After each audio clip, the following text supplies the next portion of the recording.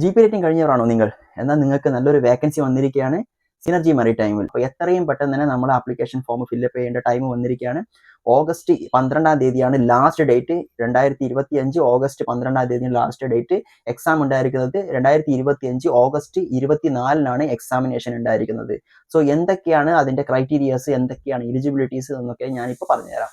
Eligibility എന്ന് വെച്ച് കഴിഞ്ഞാൽ നമുക്ക് GP റേറ്റിംഗ്, അതായത് വൈപ്പർ അല്ലെങ്കിൽ OS എന്ന ഡിപ്പാർട്ട്മെന്റിലേക്ക് നമുക്ക് പോകണമെങ്കിൽ GP റേറ്റിംഗ് കോഴ്സിൽ നമ്മൾ പാസ്സായിരിക്കണം. കൂടാതെ 10th 50%, പിന്നെ അതേപോലെ തന്നെ ഇംഗ്ലീഷിൽ 50% മാർക്ക് ഉണ്ടായിരിക്കണം. ഇത് ഇവർ തന്നെ ഒന്നിക്കൽ ITI ഇല്ലെങ്കിൽ ഡിപ്ലോമ കോഴ്സ് കഴിഞ്ഞവരായിരിക്കണം. ഡിപ്ലോമ ITI കഴിഞ്ഞിട്ട് 50% മാർക്ക് ഉണ്ടെങ്കിൽ നിങ്ങൾക്ക് ഇതിൽ ജോയിൻ ചെയ്യാവുന്നതാണ്. ഏജ് ലിമിറ്റ് എന്ന് വെച്ച് കഴിഞ്ഞാൽ 1 ഡിസംബർ 2000 മുതൽ 1 ജനുവരി 2008 ഗ്യാപ്പിൽ വരുന്നവർക്ക് മാത്രമേ ഇതിൽ അപ്ലൈ ചെയ്യാൻ പാടുള്ളൂ.